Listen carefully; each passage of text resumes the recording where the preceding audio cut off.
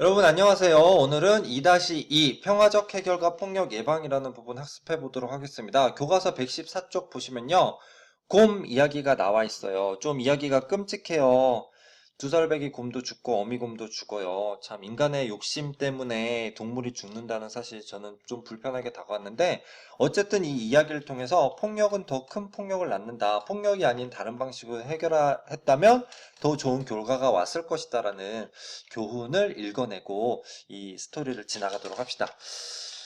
그렇다면 우리가 폭력 상황이 왜 생기는지를 살펴봐야 되는데요. 첫 번째로 갈등의 의미 살펴보겠습니다. 갈등이라는 것은요, 우리가 살아가면서 반드시 겪어야 하는 자연스러운 삶의 일부입니다. 여러분들 살면서 친구랑도 갈등이 생길 수 있고, 선생님과 또는 부모님과 갈등이 생길 수도 있죠. 우리가 살아가고 있는 사회도 다양한 갈등들이 있어요. 지역 갈등, 서로 다른 정치 세력 간의 갈등, 그 다음 남자와 여자 간의 성 갈등, 이런 다양한 방식의 갈등이 있는데, 이러한 갈등이 반드시 나쁜 것만은 아니에요. 이 갈등이라는 것은 우리 사회의 부족한 점이 무엇인지에 대해서 잘 드러내어 보여주죠. 그래서 이 갈등을 평화적으로 잘 해결할 수 있다면 사회 발전의 원동력이 될 수도 있는 거예요. 그러면 우리가 이러한 갈등을 어떤 방식으로 잘 해결할 수 있을까요? 자, 갈등에 대처하는 유형이 그 다음 나오는 내용입니다. 갈등에는 여러 가지 방식으로 대처할 수 있겠는데 이거를 학자들이 세 가지 유형으로 정리를 해놨어요. 그래서 첫 번째는 회피형으로 나와 있습니다. 회피형. 회피한다, 피한다는 뜻이죠. 그래서 갈등 자체를 무시해버리는 거예요. 내가 나에게 뭐 친구와의 갈등이 있는데 이 갈등을 대화를 통해서 또는 뭐 전체 모임을 통해서 또는 뭐 친구의 중재를 통해서 해결하고 넘어가야지 그 뭐 친구들과의 사이가 나빠질 거가 두려워서 갈등을 그냥 혼자만 끙끙대고 그냥 넘어가 버린다면 문제 해결을 미룰 뿐 문제를 해결하지 못하고 다음번에 더 큰 문제로 나타나게 될 수 있겠죠. 그 다음에 두 번째 경쟁형. 경쟁형은요. 자신의 견해를 고수하며 상대를 압도하는, 그러니까 양보하지 않고 내 주장을 관철시키기 위해서 투쟁하는 상태를 경쟁형이라고 하시죠. 그래서 갈등을 해결하려고 수단과 방법을 가리지 않는다. 그래서 대화로 해결해야 되는데 폭력으로 해결하려고 하는 그런 결과를 낳기도 하겠죠. 그래서 이런 경쟁력이 있다. 그래서 회피형과 경쟁력이 한계가 많아. 그러면 우리가 따라야 할 유형은 뭘까요? 바로 협동형이겠죠. 협동형. 그래서 서로의 목표를 추구하면서도 좋은 관계를 유지해서 평화적으로 잘 해결될 수 있도록 하는 유형이 바로 협동형이 되겠습니다. 그래서 이상적인 방법이지만 현실에서 실천하는 데에는 많은 노력이 요구되겠죠. 그래서 우리가 이제까지 배웠던 뭐 자기절제나 뭐 관용이나 뭐 역지사지의 마음이나 이런 것들을 가지고 상대와 갈등을 해결하기 위해서 노력해야 이 협동형에 가까운 갈등 대처가 가능하게 되겠죠. 그렇죠? 자, 그 다음 내용으로 가겠습니다. 폭력입니다. 폭력. 갈등을 대화로 평화적으로 잘 해결해야 되는데 이것을 폭력으로 행사하고자 하는 사람들이 있어요. 그래서 이 폭력을 쓰게 되면 갈등이 잘 해소되기가 힘들고 오히려 더 심화된다. 그리고 그 갈등의 근본 원인을 해결하지 못하게 돼요. 그래서 폭력의 불가피성이라는 개념도 나오는데요. 이거는 내가 생명의 위협을 느끼거나 다른 방법으로 상대방의 폭력에 맞설 수 없는 상황에서 폭력을 사용하면 안 된다고 말하기는 어려워요. 예를 들어서 누가 나를 칼로 찔려 죽이려고 해. 그러면 내가 무기를 들어서 방망이를 들든 나도 뭐 무기를 들어서 상대방을 제압을 해야 내가 죽지 않을 수 있겠죠? 그거를 법정용어로 정당행위라고 하거든요. 그럴 경우에는 판사님들이 너는 정당방위로 어쩔 수 없이 폭력을 행사했으니까 그건 폭력의 불가피성이니까 처벌을 하지 않을게라고 판결을 내리는 거죠. 또는 뭐 예를 들어서 일제시대 때 일본이 우리나라 백성들을 민중들을 폭력으로 이렇게 탄압을 했잖아요. 그때 우리가 뭐 안중근 의사가 이토 히로부미를 저격했던 것이라든지 그것 어떻게 보면 테러이고 폭력이잖아요. 하지만 우리 민족으로서 일제히 폭력에 맞서서 우리도 폭력을 쓸 수 없었다. 라고 논리를 세울 수가 있는 거죠. 그게 이제 폭력의 불가피성이에요. 근데 문제는 이런 폭력의 불가피성을 불가피성을 주장할 수 있는 한계가 어디까지인지에 대한 그 경계가 모호해요. 그래서 어떤 사람, 예를 들어서 그 중동 지역의 그런 테러리즘을 뭐 미국 제국주의에 맞서기 위해서는 어쩔 수 없다라고 주장하는 사람들이 있는 반면에 그거는 정말 없어져야 할 테러리즘이고 정말 폭력적이다. 그런 방식의 투쟁은 전혀 국제사회에서 지지를 받을 수 없다라고 볼 수도 있는 거죠. 그렇죠? 이런 폭력의 불가피성. 우리 친구들 사이의 관계에서 누가 나에게 주먹을 날렸어. 그럼 나도 친구에게 주먹을 똑같이 날려야 될까요? 그렇다고 보기 힘들다는 거죠. 우리가 법적으로도 상대방이 나를 때렸다고 나도 상대방 때리면 쌍방폭행이 되는 거거든요. 그러니까 이 폭력의 불가피성은 굉장히 제한적으로, 한정적으로 좁게 해석되어야겠다라는 말씀을 드릴 수 있겠습니다. 특히 이제 학교에서 벌어지는 폭력을 학교 폭력이라고 하는데요. 이제 학교 폭력은 범주를 좀 넓게 해석하면 학교에서 벌어지는 뭐 욕설이라든지 따돌림이라든지 성폭력이라든지 이런 것들도 다 학교 폭력의 범주에 들어갈 수 있겠죠. 그렇죠? 이렇게 학교 폭력 사건이 벌어지면 피해 학생은 신체적으로도 다칠 뿐만이 아니라 자기 존중감을 상실하고 절망하고 그래서 결국 자살에까지 이르게 되는 정말 안 좋은 결과를 알 수가 있어요. 반면에 가해 학생은 폭력을 자기 과시나 집단적 동질감을 얻는 수단으로 여겨서 더 큰 폭력을 행사할 수 있게 돼요. 그리고 이제 학교 폭력의 또 하나의 그 어려운 점은 뭐냐면요.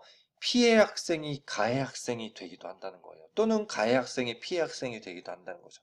그러니까 우리가 이 폭력에 대해서 정말 민감성을 가지고 접근하지 않는다면 언제든지 내가 가해 학생이 될 수도 있는 거예요. 그러니까 항상 자기 자신의 행동을 돌아보고 이것이 친구에게 폭력으로 다가가지 않았는지에 대해서 성찰하는 자세가 필요하겠죠. 그렇죠? 이러한 학교 폭력이 제대로 처리되지 않고 그냥 묵인된다면 사회적인 측면에서는 우리가 교육받으면서 갈등을 해결하는 데 있어서 폭력이 제일 좋은 방법이구나 라는 잘못된 생각을 가지게 되고 그러면 우리가 사회에 나가게 되면 전 사회적으로 폭력 문화를 형성하게 되겠죠. 그래서 평화로운 사회를 만들어 가는데 정말 심각한 방해가 될 수 있다. 라는 이야기가 나옵니다. 요 옆에 폭력으로 피해를 본 학생은 그 외상후 스트레스 장애 트라우마라고 하죠. 그래서 굉장히 정신적인 타격을 받게 된다라는 이야기가 나와 있습니다. 그렇다면 우리가 폭력을 예방하기 위해서는 어떤 노력을 해야 할까요? 그래서 개인적인 노력은 분노 조절이에요. 분노 조절. 분노 조절할 수 있는 방법은 다양한데 우리 학교에서 하고 있는 건 마음 공부죠. 마음 공부 중요한 분노 조절 방법 중에 하나가 될 수 있겠습니다. 그래서 자신이 화가 났을 때는 침묵, 심호흡, 조용한 음악, 명상, 운동 등으로 마음의 안정을 찾은 다음에 상대방과 대화하는 게 중요하고요. 그래서 여러분들이 예를 들어서 욱하는 순간이 있었다. 욱하는 순간이 있다. 예를 들어서 친구가 나에게 뭔가 심하게 뭔가를 했다.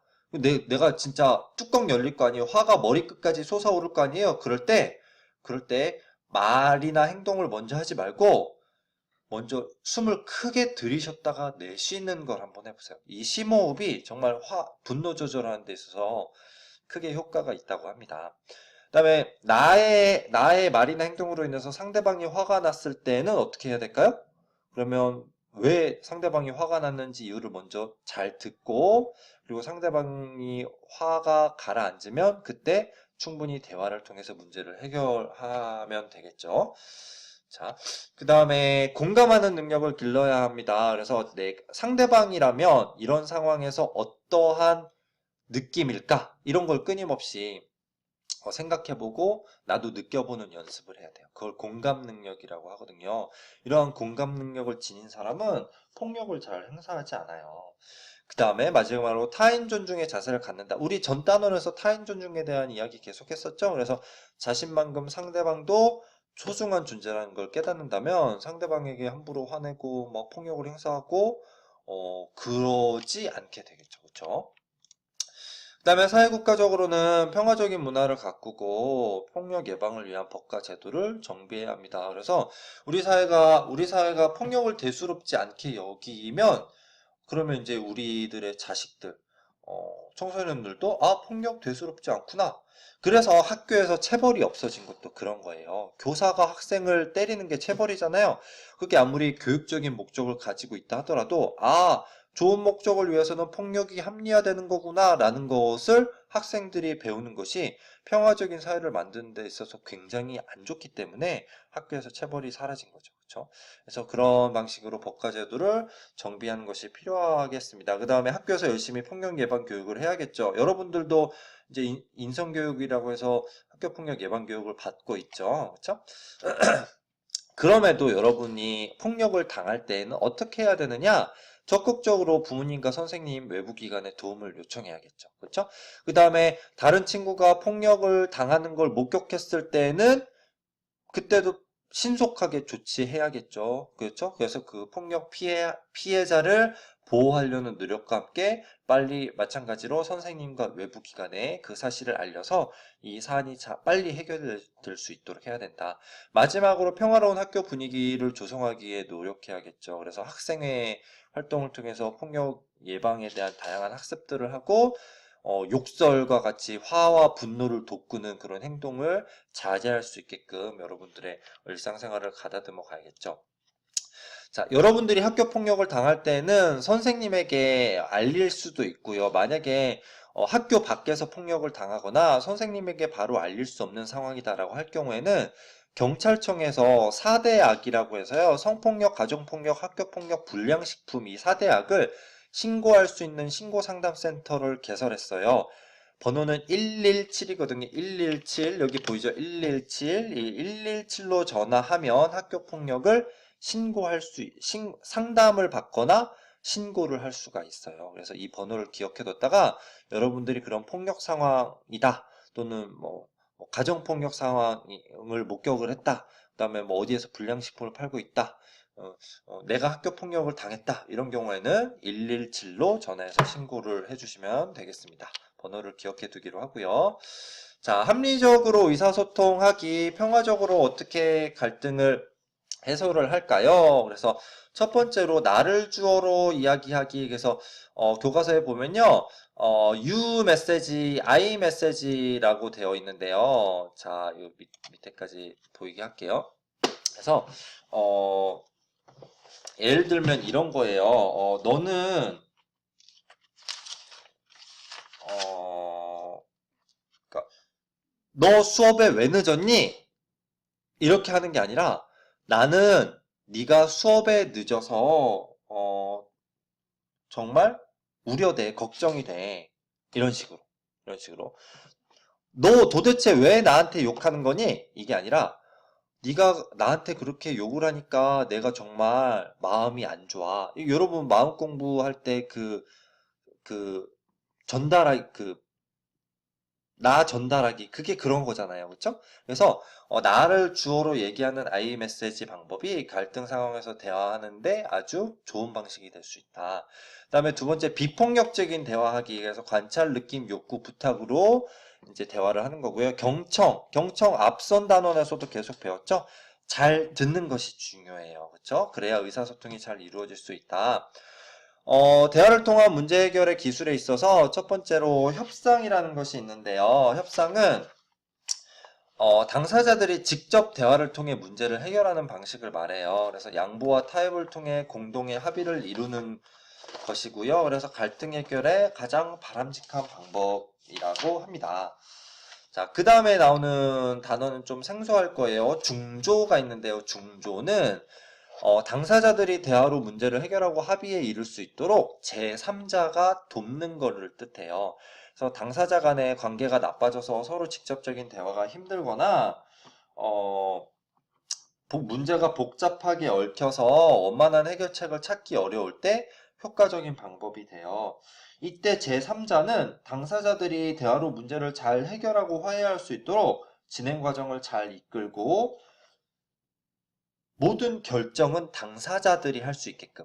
그러니까 제3자는 돕는 거지 결정을 하는 주체는 아니에요.